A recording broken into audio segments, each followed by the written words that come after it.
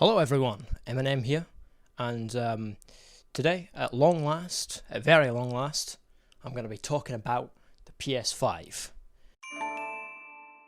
Hold on. Now, I watched this live event, I watched it with my brother, it was very high gloss, and I wasn't really expecting to get excited by the PS5. By the time I bought a gaming computer, that was me like, yeah, I'm done with consoles. I was just sort of watching it out of curiosity, but I'm genuinely excited for this PS5 now. And I don't know whether that's more to do with the console or Sony's advertising, which as always is great. Okay, I'm not wearing this for the whole thing. Because, Sony always kill it with their PlayStation advertising. I remember the last generation with the PS4, you had that Greatness Awaits advert, you had that For the Players one. I mean, I still go back to that shit. That's a fucking great advert. It's got me wanting to buy a PS5 and it's not even a fucking advert for it. So it was no surprise that this sort of presentation thing was very high gloss. It was very sort of professional, very cinematic and dramatic. It had all of these cool sort of transition slides between the things. I was sort of a little bit worried going in that it would be a little boring. Like usually they do a press conference, where they stand up in front of a bunch of journalists and things like that and talk about the console.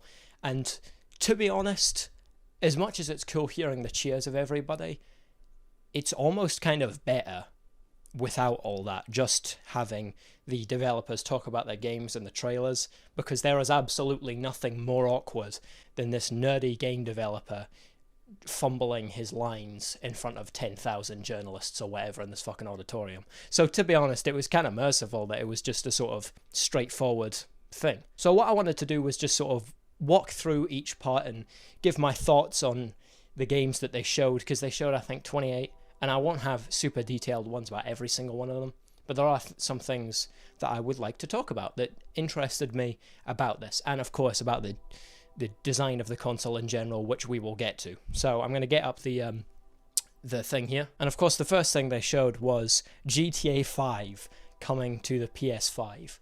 I can't be fucking arsed. I gotta be honest with you. How many... It came out in, 2013? It was... I'm pretty sure I have it here for the PlayStation 3. And then it came to the PS4, because fair enough, I mean, it was right at the end of the lifespan of that. And now it's on PS5 with all these free extras that they give you if you had it previously. I just can't be arsed. They're milking it. They're milking it worse than fucking Bethesda milked Skyrim. At least there was no Skyrim reveal. Fuck me, that would have been awful. And I suspect by putting GTA 5 right at the front of the presentation, it was either Sony just trying to get it out of the way so they could show everybody the actual fucking games, or because there was some sort of under-the-table deal with Rockstar where they had to show it first. But otherwise, I mean, it was a little bemusing to start with that. I was like, where are they going with this? Especially because it had the PS4 logo at the top. But yeah, anyway, they got onto the actual games, which was good. So the first one they showed after a little introduction from Big Jim Ryan was this Spider-Man game, Miles Morales. Now, I've not seen Into the Spider-Verse, and I've not played the PS4 Spider-Man game, but it's supposed to be very good, and I've heard a lot of people are excited for this.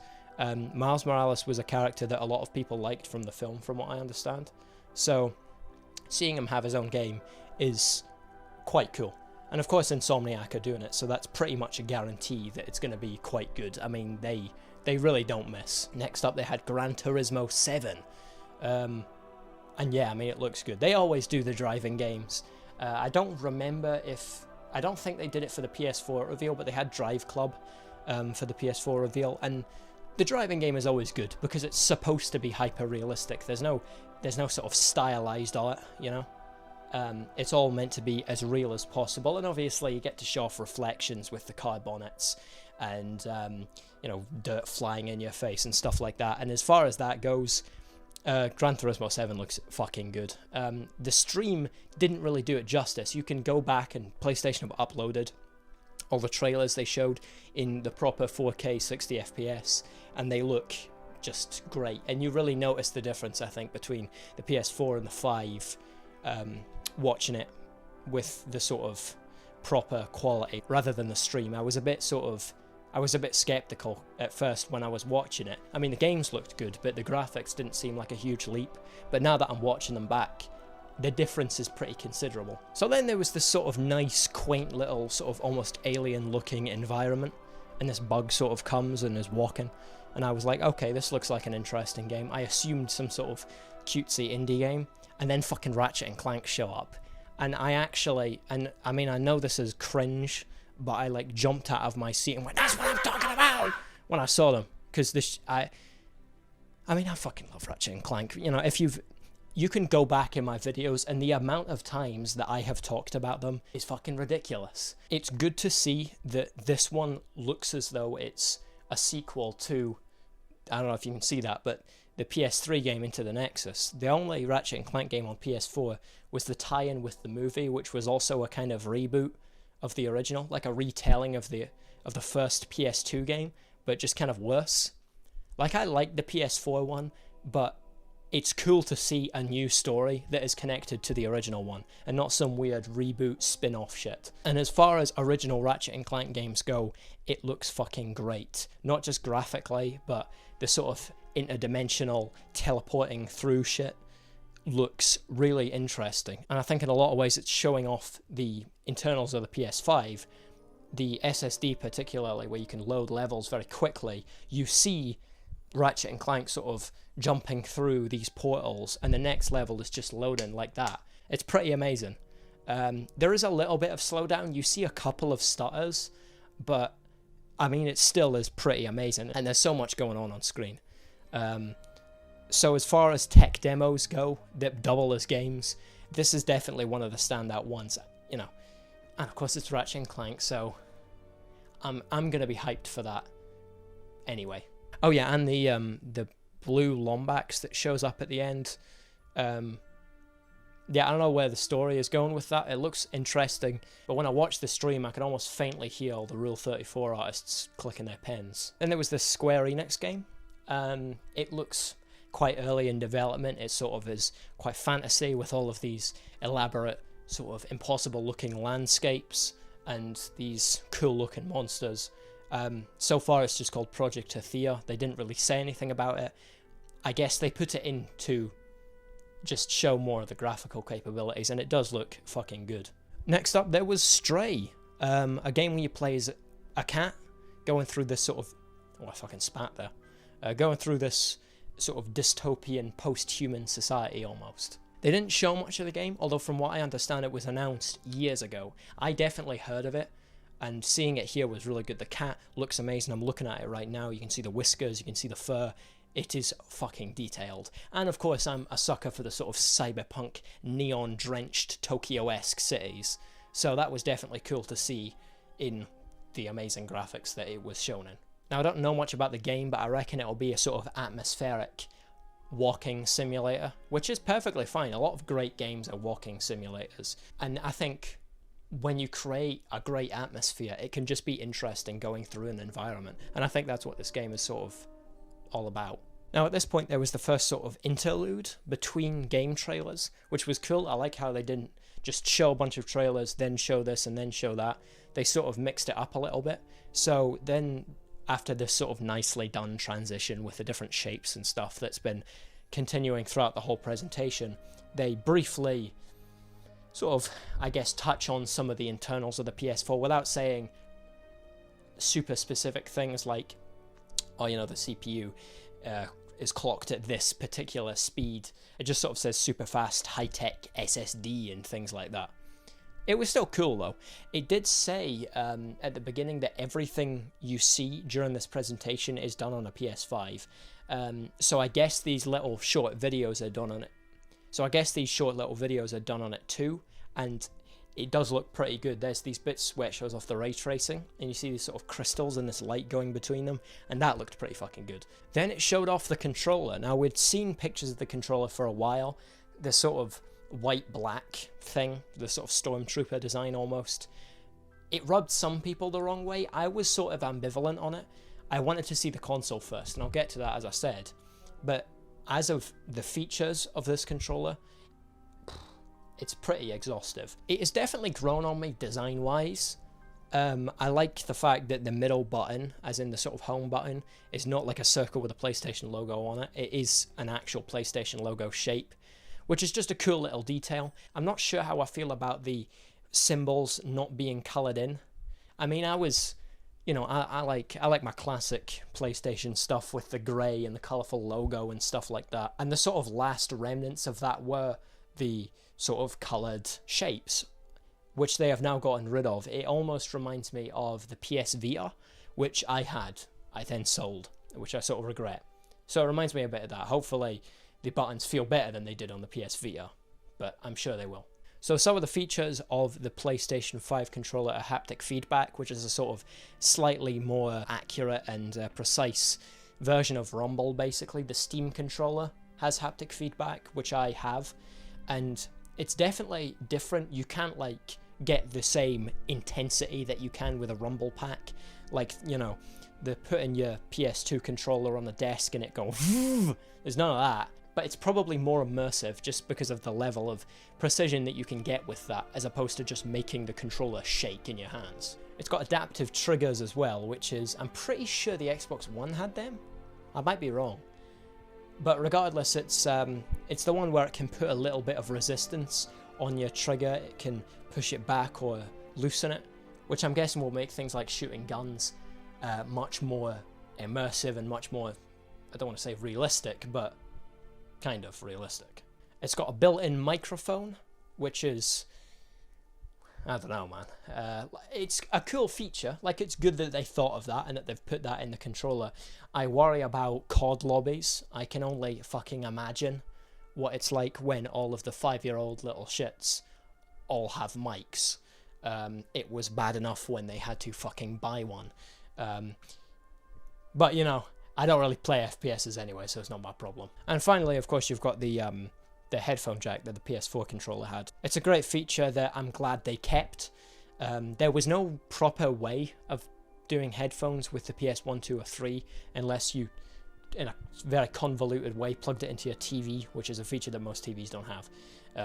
So I'm glad they kept that. Okay, so then Herman Holst from Worldwide Studios pops up and does this vaguely pretentious speech about this game that he's about to show. And the game that he reveals is Returnal, which is this sort of, I guess, I'm not quite sure what genre of game it is. It's a sort of cinematic trailer. It's just cutscenes.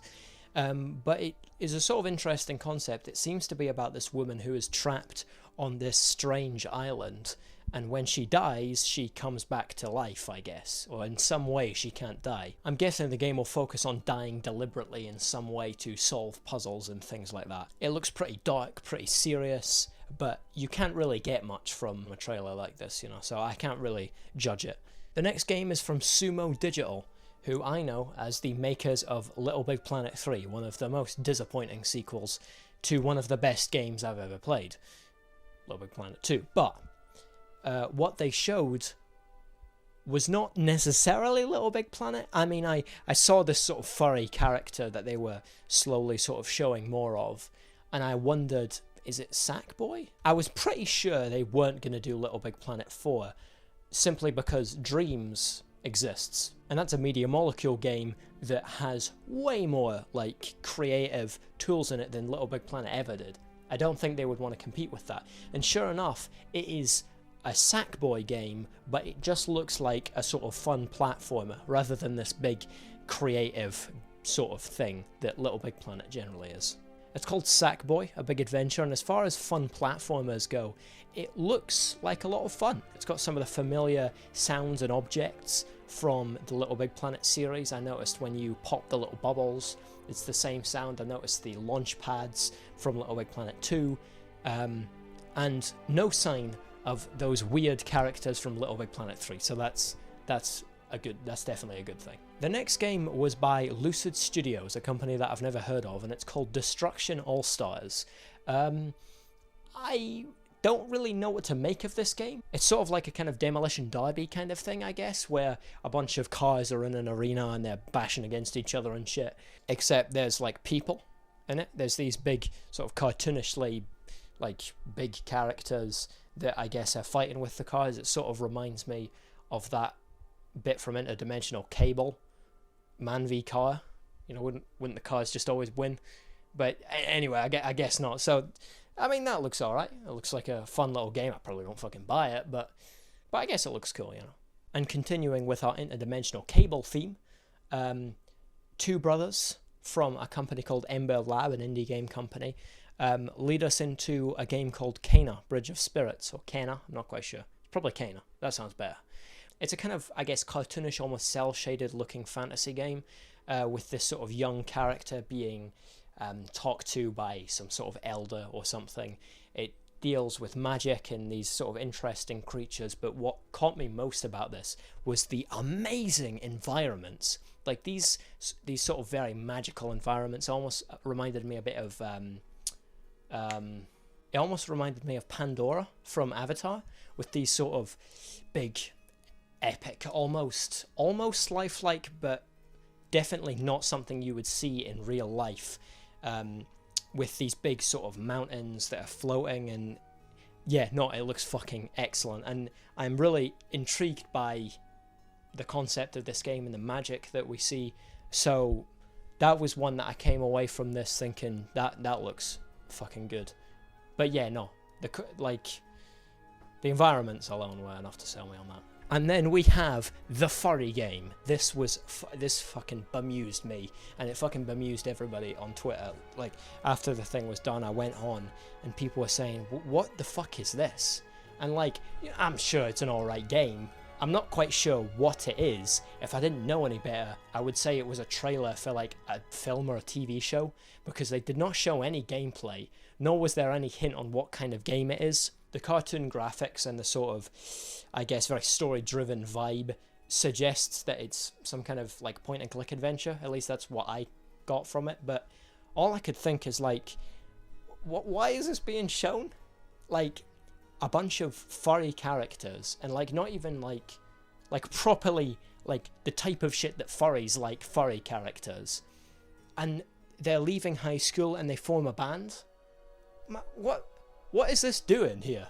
Like, you're supposed to show off at the very least the graphics, or look at this cool thing the SSD can do, or whatever. I have no idea what this is doing here. I mean, I guess there's 28 games, and this is like the one where I was genuinely scratching my head, but man, yeah, what a weird one. What a fucking weird one. Yeah, okay. So then there's another cool sort of transition with all the different shapes, and then fucking Lorne Lanning shows up. And I was, when I saw him, I was so hyped. Because I knew what was coming. It was a new trailer for Oddworld Soulstorm, a game that, if you have been on my channel, I have talked about at great length before. Like 3 years ago, maybe?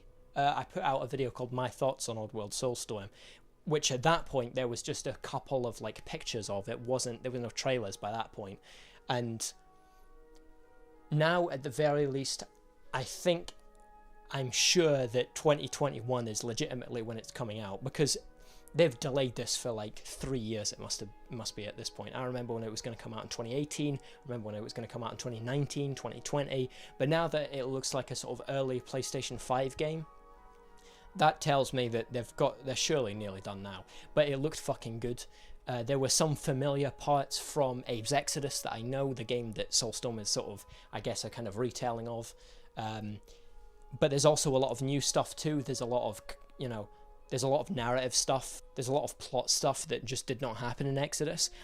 A particular one is when Abe seems to cut off the stitches on his mouth at the very end of the trailer. And that, it looks serious. And Lorne Lanning did say at the beginning that it's going to be a very emotional experience. But yeah, no, the destruction looked fucking good. The graphics look beautiful. Man, that's going to be a good one. There was a particular part, just one more thing, there was a particular part where he was, and I'll show it, Abe was sort of walking and the camera panned with him, and that's not something that has happened in an Oddworld game before, at least of the sort of 2D type. And the environment just looks fantastic. Man, I can't wait for that shit. I think I might actually replay New and Tasty, just out of sheer excitement. I might go for the platinum. You have to... Anyway, I'm getting distracted. It looks fucking good, so can't wait for that one. So then there was this game called Ghostwire Tokyo. I've not heard of it, but as I've said before, I like the sort of neon-y kind of cyberpunk thing, and that's exactly what this game looks like. The guy that we got a spat again there, sorry, got a spit in my mouth.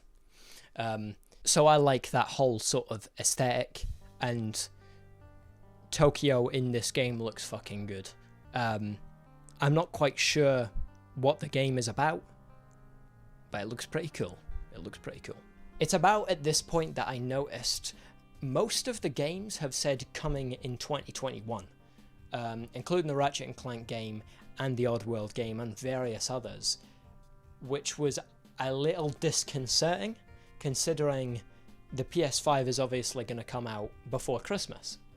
So I wonder how many launch titles there's legitimately going to be if at this very first showing of games, at least half of them are not even going to be out by the time the PS5 is released. And that's a little weird. It's just something to think about, I guess. Then there was Jet, the Far Shore, which is a sort of game where it looks as though you're going up into the stars and basically carving out a new life for, I guess, a generation of people for whom Earth has been uninhabitable, which is an interesting idea. And they didn't really show much of what the game involves. I imagine it might be a sort of No Man's Sky sort of thing. It could be a strategy game. I'm not quite sure. It looks like a cool concept, and the graphics are very stylized, which I liked. So that's an interesting one. So then there was a Gearbox game called Godfall, and this one looked a bit shit, to be honest with you. I think it was nothing necessarily about the game itself. It was two things. It was the trailer, which has this sort of trap song that, I like trap as much as the next guy, but for a game like this, it almost came off like a sort of shitty mobile advert, like almost like a sort of Raid Shadow Legends sort of thing, and that is not the sort of vibe that I want on a fucking like PS5 launch title. I think it was more the presentation. The game might be okay, but the trailer and the title reminded me of Raid Shadow Legends, so not a good impression there. Next up is Solar Ash. It reminded me a lot of Journey, that game for the PS3. I think it was on the PS4 as well, where it's just sort of walking through these interesting, very stylized, sort of cel-shaded environments. The main character seems to be getting called by some kind of void. So it's all very mysterious, but nonetheless, it looks pretty cool. Next up was a set of 2 trailers, which was for Hitman 3, the supposed final chapter of the Hitman trilogy. Something that I wasn't aware was a trilogy. I thought there'd been loads of games by now, but I guess not. I never played Hitman. But once again, it was, for me at least, a show of the graphics of the PS5. The environments look great. Agent 47's bald fucking head has more detail than ever. I felt like I could almost reach out and touch it. So yeah, that was definitely really cool. Oh, and then there was another intermission, and I liked this one.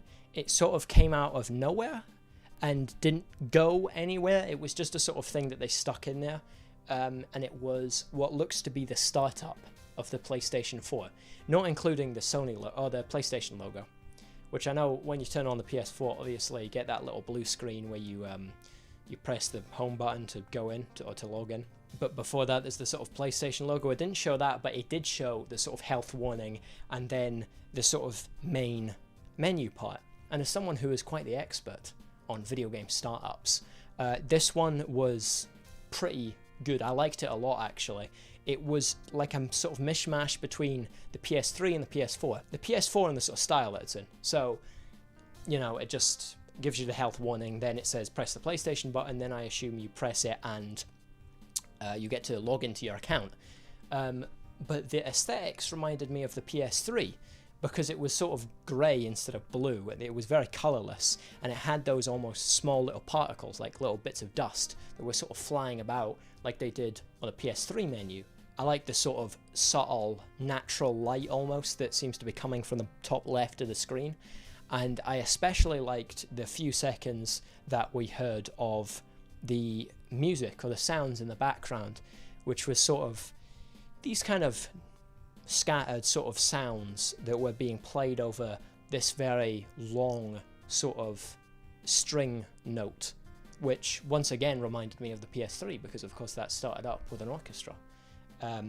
So I like that a lot, and definitely, you know, gonna vibe with that a lot, just sitting in my room, not even playing games, just vibing on the home screen. So yeah, so thumbs up on that one. And it used that little intro as a way to transition into Astro's Playroom, which was a game with those fucking robots. I mean, did anyone fucking play that game? I don't know. Maybe they did. I never played that shit. But I really have nothing to say about this. I like this I like the inclusion of the PS2 intro at the very end. But that was literally all I have to say about it. Next up was Little Devil Inside, an indie game that I love the sort of style of, the aesthetics of. It's very sort of old-timey in presentation. It seems to be almost the story of an adventurer in maybe the sort of 50s going out into this sort of snowy land while this person's dad or something else, some kind of elder, is just like chilling out in the comfort of his own house. There's a bit where he's doing a shit. I especially like that. But yeah, most of all, I really like the style of this one. It was very stylized, and I like a stylized game. So that was cool. I love an indie game. A lot of people don't really care about the indie games, but I find they often capture, and this is the same with that game I was talking about earlier that I've forgotten the name of. I'll show it on screen.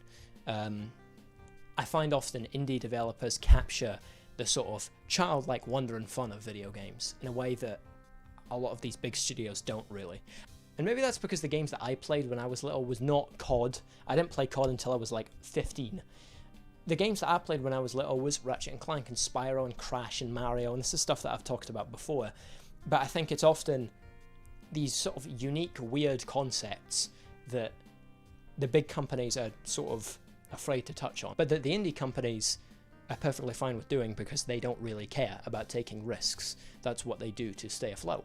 Next up was NBA 2K21. I've never played NBA. I don't really know anyone who plays NBA because it's not really big over in this country, but man, the sweat on this man looked great.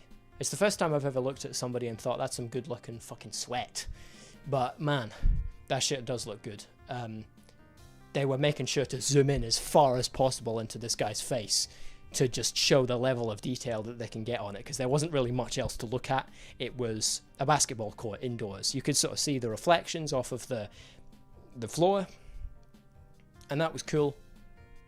But yeah, I mean, they didn't show any of the game. It was just a sort of hint at this is kind of the sort of thing that we can do. So on that level, it was really cool. Next up was the best of all, fucking Bugsnax. Yes, I had no idea what this was supposed to be until I saw about halfway through the trailer that this was by the guys who made Octodad, Dadliest Catch, which is a game. It was probably a game that I got on launch when I got a PS4. It's a game where you play as this octopus who's like trying to masquerade as a human. So you go about doing normal tasks, going to your job, or, you know, caring for the wife, or getting stuff at the shopping mall, or like going to do stuff for your kids. It was a fucking weird game, but the controls sort of made it quite difficult to traverse because it wasn't like a normal joystick thing. You had to like do this trigger to lift the right leg up and shit like that. But it's a funny game, it's a comedy game, and I'm assuming this is the same thing. It didn't really say what you do in the game. I assume you care for a village wherein there are these bugs that you eat that like turn you into that food. I don't know, it's fucking weird, but it looked cool. Then there was the remake of Demon Souls, a game that I think was the precursor to Dark Souls, way back on, I think maybe the PS2, or maybe early PS3. And it really does look fucking brilliant. Not even just the game. I mean, I'm sure the game is very good. I mean, the graphics just look magnificent on this. And I think a lot of people are looking forward to playing this game again after going through Dark Souls 1, 2, and 3. Deathloop was the next game that they showed. A game that is almost sort of like a Groundhog Day sort of thing with a bunch of assassins. And basically you're on this island and they're all trying to kill you and they usually succeed, but of course your advantage is that you can wind back time and try again. I really liked the trailer. The trailer was quite funny, and it was very stylized. I liked the music. So that was definitely one of the better ones. Look forward to that one. Next up was the game Village, which, as I was watching it, was almost sort of cowering behind my seat in fear of a jump scare. And thankfully there was no jump scare. I'm very glad of that. But the game looked fucking creepy. You're sort of going into this abandoned house, and it's very atmospheric, very creepy. Then it sort of slowly gets more and more intense with these big dissonant strings. Very nice trailer. And then, of course, at the end, it shows the game Village. I was like, okay, it's an original title, cool. And then the logo almost lights up in such a way where it makes VII, or the Roman numeral for 8. And then, of course, it's revealed it's Resident Evil 8. Something that I didn't really think about. But when I saw it, I was like, of course, right? The new Resident Evil game. It's such a hallmark of PlayStation's history, really. And I've never played it, I never will, because I don't play horror games, because I do not find it fun to be fucking terrified. But I'm sure the people who like horror games will like this one. It does look very good, it does look very scary, and I'm sure with the better graphics of the PS5, people will be able to be even more fucking terrified. So yeah, cool, like that.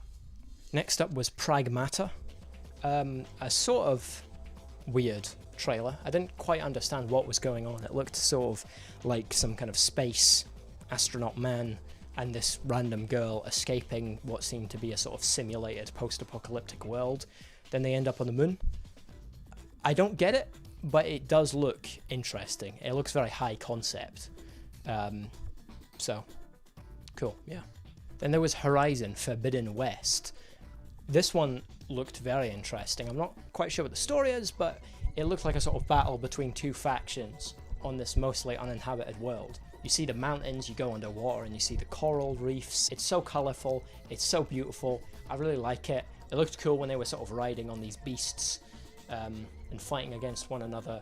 So, yeah, interesting one, definitely. And then finally, after that long-ass series of trailers, although it was very enjoyable, I was ready to see what this fucking console looked like. And they revealed it in a very cool way with another one of these animations. And I have to say, I really fucking like it. And I think definitely after seeing the console, the controller makes a lot more sense with the sort of two-tone thing. As for the console itself, a lot of people have compared it to a router, like a Wi-Fi router, and I get that. The sort of two-tone white-black thing is not really something you see too much anymore in tech, except for in routers, and so I kind of get that. But if it does look like a router, it's the best looking fucking router I've ever seen. I love how it's not just a minimalist block like the Xbox, and how they dared to put actual curves on it, which is something that you don't really see anymore. I think there's been maybe a bit too much of a focus in recent years on making things minimalistic, and I think that's been to the detriment of the looks of a lot of these consoles. If I wanted to get a big fucking black box, I would get a PC, and I already have a PC that's a big fucking black box. I want a console that looks like an actual console, and I think the PS5 is a legitimately interesting design, which at the end of the day, the Xbox is not. I don't want to get wrapped up in this console war shit, because it's just stupid, it's just consumerism. I don't automatically pick a side because I'm a PS person or because I'm an Xbox person. I'm not an anything person. I like playing video games, and I have always bought PlayStation, but it's also usually what I prefer. I have played Xboxes and I prefer the PlayStation, and I think this is another example, at least when it comes to design, where the PlayStation has sort of eclipsed the Xbox. One thing I will say is that the digital version without the disc drive definitely looks better. I think the disc drive on the regular version sort of looks a bit like a sort of tumor, although on its side, which is probably how I would have it if I had a PS5, it looks actually pretty great with the disc drive, so that's not a huge complaint. What is a huge complaint is the size of it. We don't know what the size of it is, There have been mock-ups based on the size of the drive, the disk drive, and the USB that have suggested it is very fucking large. Now, there has been a bit of doubt about how accurate this chart actually is, but I think even if it's not that big, it still looks pretty fucking big. You can just tell by the look of it. And I mean, I had a fat PS3 and that thing was fucking enormous. And if it's any bigger than that, then it's not fitting in my unit. So I don't know what I'm going to do. But yeah, regardless, I think it looks okay. And you can tell that the sort of, the airflow is much better than the PS4, which just fired fucking hot air out of the back of it. Especially on the sort of later games like Last of Us or God of War, where it sounded like it was about to fucking take off. I sincerely hope they won't be doing that sort of thing anymore. They did say, I think there was a guy from Sony who said they put a lot of work into making sure it does not sound like it's about to fucking take off, which the PS4 did and the PS3 as well did. Not the Slim so much, but man, the fat one fucking made a racket. So hopefully it doesn't do that anymore. But I mean, yeah, that was about it. The PS5, newly announced. I am genuinely looking forward to it in a way that I wasn't expecting to. So, yeah. That's pretty much it.